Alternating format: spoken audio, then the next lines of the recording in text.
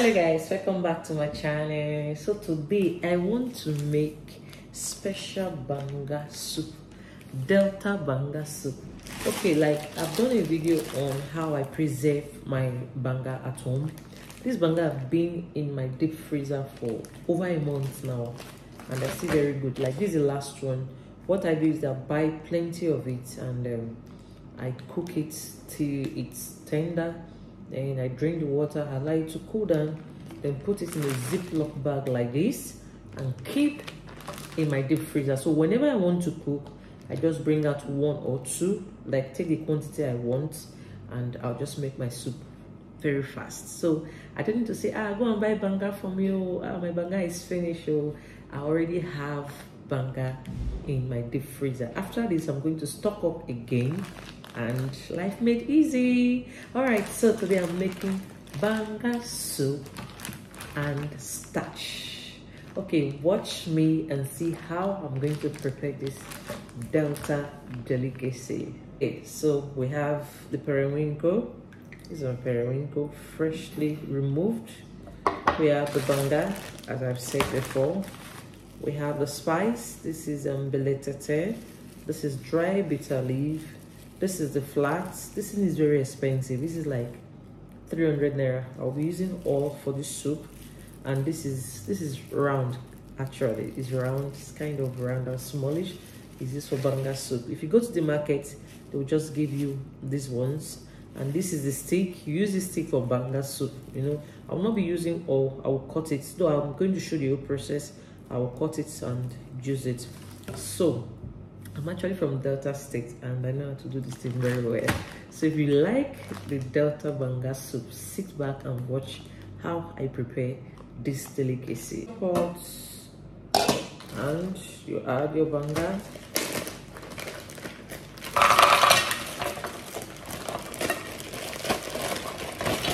Add your banga. Okay, using 1 hour.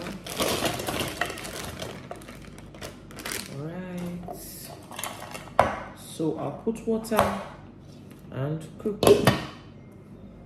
The next thing is to put water.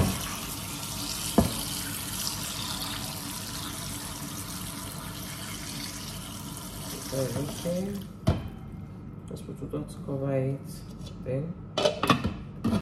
So guys, it's quite noisy, so I have to do a voiceover video for this. So you leave it to cook for some time, just few minutes, because it's already cooked. So it's just to, like, you know, make it easy for you to wash. So after that, as that is being on fire, as you're cooking the banga, so the next thing to do is prep what you use to cook the soup. So normally they use the dry pepper. You can use the dry pepper, you can use the fresh pepper. So this is a habanero fresh pepper that I'm using, and I also put the spice in there to blend everything together. Please, onions is very important in this soup. Sometimes I can just slice onions inside, but in this case, because of some people that want to eat it in the house that don't really like onions, so that is why I just have to blend everything together. So you blend your fresh pepper, you blend your onions, you blend the flat seed I showed you, and the other round one. I don't like using the already prepared spice. I like the one that I can buy, the ones I know, and prepare it myself. So after that, the next thing to do, you bring down your banga, then you wash it. This is actually how I wash my banga. I use this my pot to wash my banga. I can use the what I'm holding, like the grinding stone hand. I can use it to, like, pound it in the initial stage because it's hot, and after some time you sieve the water, and you do that till the banga is properly washed. So after washing this banga, you don't just go ahead to just put it on fire directly, because it might have some sand in it. You know, I've had that experience at first when I used to just cook it like that. So it's good for you to, like, sieve it. I like to cool down a little, you know, settle a little, then you turn it. As you're turning it, just turn it gradually. Then towards the base of it, you will see some particles that can like make your soup not go well. So this is what I usually do. I turn it and turn it back again into the pot that I want to use it to cook. At this, by doing this, I'm very certain that the base of the pot is clean and void of every sand and whatever. You see, this is my guest. Anytime they see me set camera, they are always coming to come and show their face. Okay, so this, by the way, so after doing that, I like to cook, to be on the fire. Banga soup usually takes some time to cook, so you just leave it on high heat to cook. So, and the next thing to put is the stick. I don't really know the name of this stick. I'll have to find out. I don't know the name. And you can put your pomo. This pomo has been pre-cooked but not really cooked, so I have to put it so it boils along with the soup. Before the soup gets ready, the pomo and the cowhead, just a little cowhead, is already soft. So after some time, you put your fish. This is my catfish. This catfish has been washed. It has been in the deep freezer, so it's cleaned. So you can clean your catfish. You can buy fresh one. Use whatever protein you want to use. But for me, I like using fresh catfish or fresh fish for my banga soup. Then you add your already blended fresh pepper and all the spice together and allow it to cook. At this point, when you've added all these things, I tell you, your kitchen will start smelling nice. Even if you have a visitor in the parlor, the person will know that yes, something nice is cooking. Okay, so you just cover it and allow it to cook. It cooked for over 15 minutes before I added the beletete and the dry bitter leaf. I like using dry bitter leaf, but if you don't have dry bitter leaf, you can as well use the freshly squeezed bitter leaf. It also goes well with it, but I like the dried bitter leaf and beletete. You add both of them together, and this beletete also gives it the one kind of flavor that is very nice. So guys, our soup is almost done.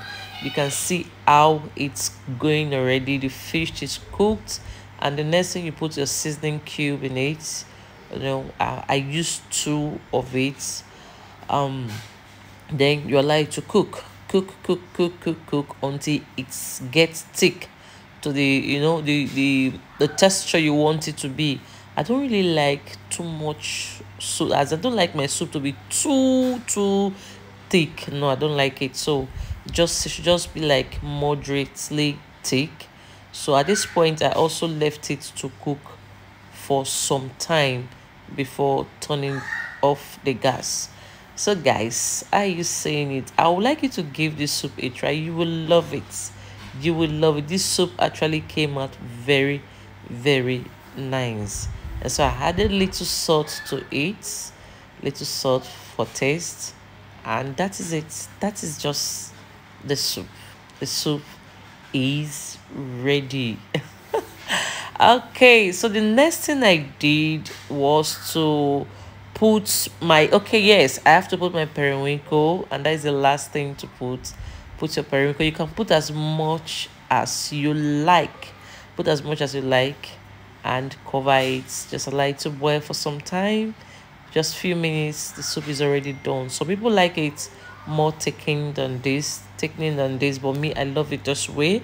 And the next thing I went ahead to do was to make my starch.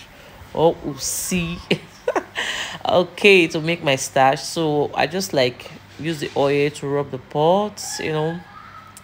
I don't know the reason, child, but this I see people doing it. Then you will not mix the starch differently with water. You can also mix it in the pot before adding your palm oil, so it's either way. So this time around, I just put the palm oil, you know, inside the pot, then mix the starch separately, then turn it into the pot. But by doing this, I didn't need to add any more palm oil inside. But if you just want to mix the starch inside the pot without the oil, you can mix the starch inside the pot without the oil. Then after it's properly mixed, you can now add your palm oil to it, so it goes either ways and it will still come out very, very well. So this is my starch. And the next thing, after mixing it, don't mix it too light. You know, when you mix it and you just check, okay, how do I put it? Look at your hand, and if it's not too light, that means it's okay. It shouldn't be too light, so you don't get too light. So this is it, and what you need to do is keep stirring it. Keep stirring it. You stir continuously, then stir continuously until it gets thick. As you're stirring it, you see that it's getting solid, you know, it's forming. It's forming. You keep stirring and stirring and stirring. It's usually a hard work. To make starch is not easy, except you are just used to it. But if you are not used to it and it's your first time, it's not easy to make starch at all. So you stir like this until, as you can see, it's getting thickened. So I just have to use my two hands and drag this thing, because as it's getting thickening, it becomes very difficult to stir. So you need your muscles. You have to work very well to eat this food. And the starch, it's ready. Banga and banga soup and starch is a very, very nice meal. As in, it's so nice. So you just have to sit on the floor to eat this food so you can get the vibe. So this is it. I'm done cooking, and this is my starch, and this is my soup. The pomo and the cow head is very tender, very soft. The fish, everything was looking nice and tasting yummy. Everybody in the house love it, except the children. They don't like eating starch, so they ate their own with gari, and it also came out very well. So guys, thanks for watching. Tell me what you like about this delicacy in the comment section. See you later. Bye.